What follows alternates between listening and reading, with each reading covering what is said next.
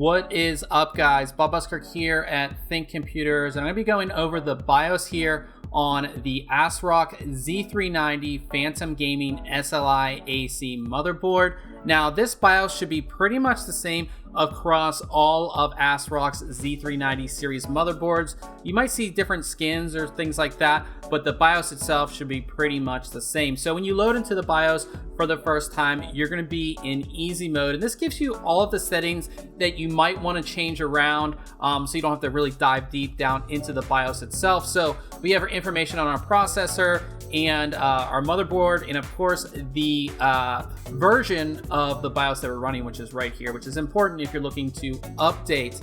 We have our DRAM information, and you can easily enable your XMP profile by just clicking here.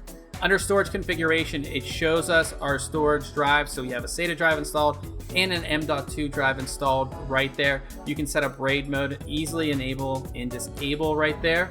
Of course, we have our time and date right here. We have our fan status showing our fans in our system and the speed that we're running at. You can actually easily change the CPU fan speed by just clicking on this. You can go to full speed, silent, standard, performance, and all of that. Super easy. You can go through here. Now down here, you have some tools.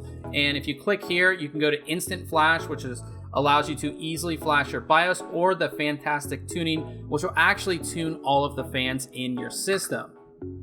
Moving over, we have real-time values for our CPU temperature, motherboard temperature, and CPU voltage. So you can see all of that right here. And then under boot priority, this is the priority that your system will boot, and you can easily switch these around just by moving them like that. Super easy to do. The only other things that we have here in the easy mode is we have help information, load our defaults, save and exit, and discard any changes that you made. Now, of course, if you want to dive down deep into the BIOS, we go to advanced mode. You can either click right here or just hit F6 on your keyboard.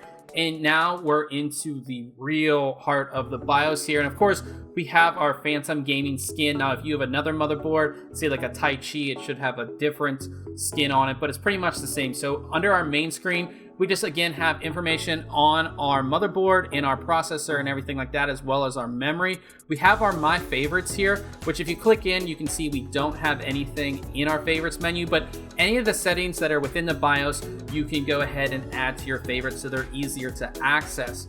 We move over to the next tab. That is your OC Tweaker, and that is where you're going to do all of your tuning for your system. And what's good about this is it shows you your targets. So again, we have our target CPU speed, our cache and our BCLK, all of that. So if you're doing any overclocking, you can kind of see with the configuration you set what your targets are going to be or what you're going to be shooting for. So first, your CPU configuration, of course, is everything to do with the CPU. For those who are overclocking, Intel speed steps in here and all of that is in this menu.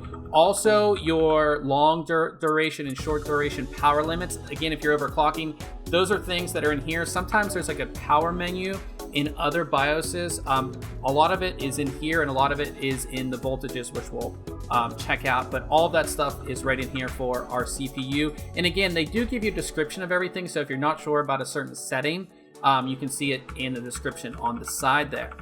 Now, if we go up here and we'll hit escape and we'll go into DRAM configuration, of course, this is all of our memory settings. Again, we can just easily enable our XMP profile and all of that stuff, but you can set your timings too if you want. If you're doing any overclocking, specifically, tightening your timings up, you can set all of that here.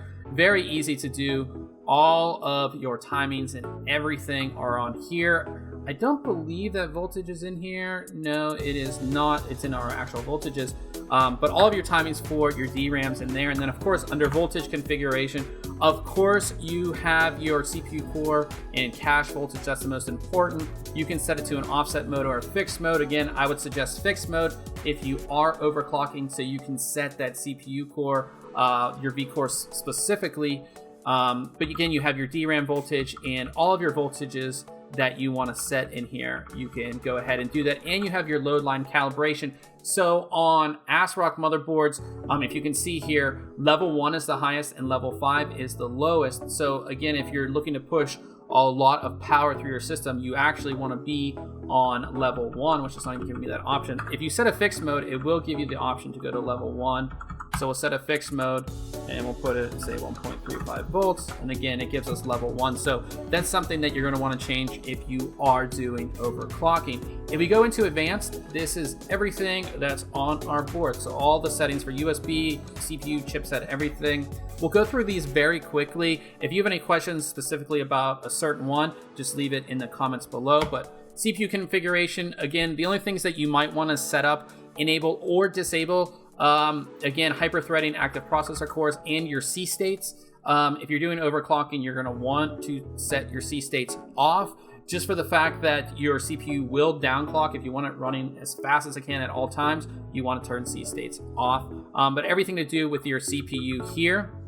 And you also might want to turn thermal throttling off if you're doing some hardcore overclocking. Chipset configuration, again, this is everything to do with the chipset.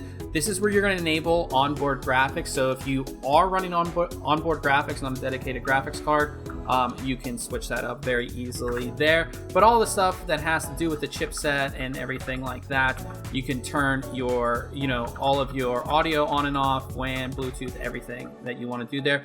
And this is where you can turn your RGB LEDs on or off via the BIOS if you want. Storage configuration, again, everything to do with storage in here, not much to go over, but it does show you the drives that you do have connected. NVMe, it just gives you information on your NVMe configuration. Again, we do have a drive installed, so it does show up here. Thunderbolts, again, it's set to disabled, but you can set the header to be enabled if you want. Super I/O, ACPI, USB, again, legacy USB support, you definitely want to have that enabled, and all of the ports on the board you can enable or disable by every port that is on the board. That includes headers as well. Trusted computing, of course, TPM, if you have a TPM header, you can enable or disable it. Under tools, we have Ufi Text Service. So this allows you to actually send an email, as you can see here, to text service if you're having an issue. It just makes it super easy to do while you're in the BIOS. Easy RAID installer allows you to install RAID. SSD secure erase. Some SSD companies don't provide software, so if you're looking to secure erase a drive, you can do it right here through the BIOS. And of course, you have instant flash, which allows you to easily flash your BIOS. Hardware monitor gives you your monitoring for all of your, temperatures, fan speeds, and voltages in real time, so you can see everything. If you're, have a high temperature for some reason, you can see it before you even get into Windows. And then you have fantastic tuning and all of that, so you can set your fan curves and everything that you want to do. So you can go ahead and do all that. Everything to do with your fans and everything is in here. Under security, you can set a supervisor's password and user's password, and you can go ahead and do all that. Under boot, you can set your boot options, and all of that. Enable fast boot and enable boot from onboard LAN, all that kind of stuff to do with booting you can do here. And then under exit, we have save changes in exit. Of course, you can discard your changes, load defaults, which I like. Sometimes I go in and I change all these settings and then I just forget what I changed and I just want to go back to the beginning. Load defaults saves me so many times. So you have that here. You also have boot override, which I really like to see. So, when I install Windows for the first time, I don't want to set my boot priorities to a flash drive. And then when Windows installs, I have to, either hurry up and get that flash drive out of there, or I have to just turn off the system, take the flash drive out. With this, we can boot to one of these, drives first, which would be our USB drive. We can boot to that first. And then when it restarts, it will go through our normal boot priority, which would be our hard drive. It just makes it so much easier. I love that all BIOSes now have this in here. And that is pretty much it, guys. This BIOS is very easy to use. Everything can be found extremely easily. Again, if you're doing any tuning, it's going to be an OC tweaker here. If you just want to get up and get your system started, typically everybody just wants to set their XMP profile. You can do that here in easy mode, which I can easily switch back to. Enable my profile, boom. Super easy to do right there. And then maybe I want to change my boot priority, done. And that's it. Super easy to use. So if you have any questions about this BIOS, go ahead and leave it in the comment section below. If you enjoyed this tech video, go ahead and hit that like button. Until next time, catch you guys later.